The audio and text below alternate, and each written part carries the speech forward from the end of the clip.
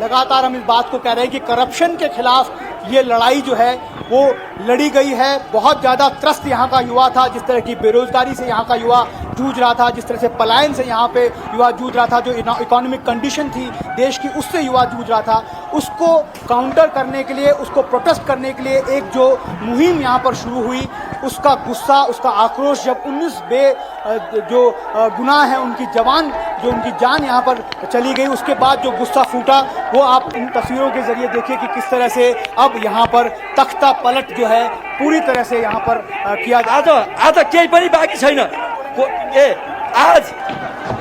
आज कोटेश्वर का police beat, आज कोर्ट है, जिला अदालत काठमाडौँ, आज तपाईँको संसद भवन बानेश्वर के वो भी जला गया, कुछ भी नहीं है। शेर बहादुर देउबा के घर, निधि निवास, केपी शर्मा ओली के घर, प्रचंड निवास, सब पूरा जल के राख राख हो गया। ये युवा पुस्ता के नेतृत्व है। हम इंडिया के भूभाग के जोधपुर वासी, बर्दिवास वासी, हमारा घर बर्दिवास में है।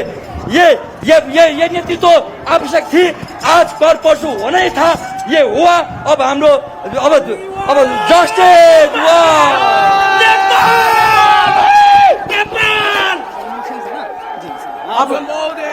अब नया नेपाल बनेगा गाइस। आपके आप लोग देख सकते हैं, आपके चेहरे पे दिख रहा है खुशी। हमें अब बहुत खुशी है क्योंकि हम कल रात को सोए नहीं, हमारे इतने सारे स्टूडेंट मर गए इसलिए हम कभी सो नहीं पाए। आज चैन की नींद आई क्योंकि आज हमारा नया नेपाल बनने वाला है। We proud of you change guys. और हमसे भी कुछ सीखे, आपको भी अपने देश को अच्छा बनाना चाहिए क्योंकि ये पॉलिटिशियन बहुत बेकार चीज है। तो प्लीज मैं आपसे वो करता हूँ कि आप अपने देश के लिए कुछ करिए और पॉलिटिक्स में भी थोड़ा ध्यान दीजिए।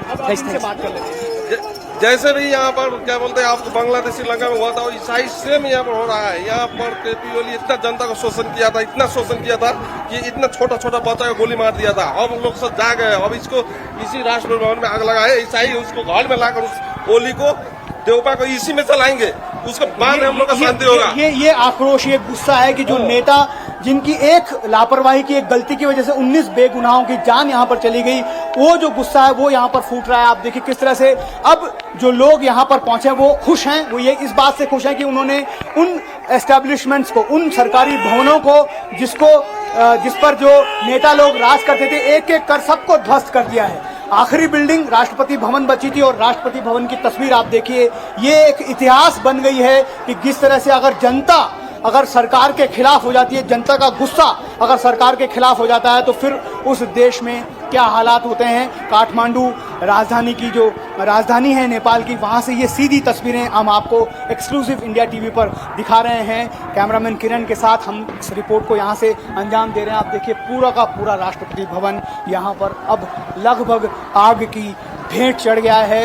एक भी जगह राष्ट्रपति भवन की एक बहुत सुंदर भव्य इमारत जो है वो अब बिल्कुल भी नहीं बची है। पूरी तरह से यहाँ पर इस भवन को आग के हवाले कर दिया गया है। कुछ घंटे पहले तक यहाँ पर आर्मी का बड़ा डिप्लॉयमेंट था जो इस भवन को सिक्योर कर रही थी, लेकिन जैसे ही बड़ा जन सैलाब यहाँ पर चारों तरफ से इस राष्ट्रपति भवन को घेर कर अंदर की तरफ उमड़ा, उसके बाद आर्मी ने भी अपने हाथ खड़े कर दिया। हमने एक मूवमेंट भी यहाँ से होते हुए देखा। पॉसिबली हो सकता है कि राष्ट्रपति को भी यहाँ से सुरक्षित कहीं निकाला गया हो। कहाँ वो लोग गए हैं इस बारे में अभी तक कोई भी जानकारी जो है किसी तरह से नहीं मिल पा रही है, लेकिन ये तस्वीरें उस गुस्से को, उस आक्रोश को बयां कर रही हैं। साथ में ये हेलीकॉप्टर की आवाज़ जो यहाँ पर आसमान में मंडरा रही है, यहाँ के लोगों को लगता है कि जो भी बड़े नेता हैं, प्रभावशाली नेता हैं, वो ऐसे हेलीकॉप्टर की मदद से यहाँ से पलायन की तैयारी कर रहे हैं। हो सकता है कि वो उनकी जो सोच है वो सच भी हो, लेकिन ये जो तस्वीर है ये अपने आप में इस बात को बयां करने के लिए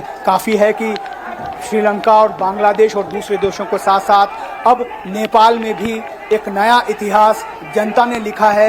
ऐसा इतिहास जो आक्रोश और गुस्से से भरा हुआ है, और उसका परिणाम आप यहाँ पर देखिए कि किस तरह से राष्ट्रपति भवन को जो है आग के हवाले यहाँ पर कर दिया गया। आग की लपटें इतनी ज़्यादा तेज है कि हम बिल्कुल यहाँ से पास भी नहीं जा पा रहे हैं।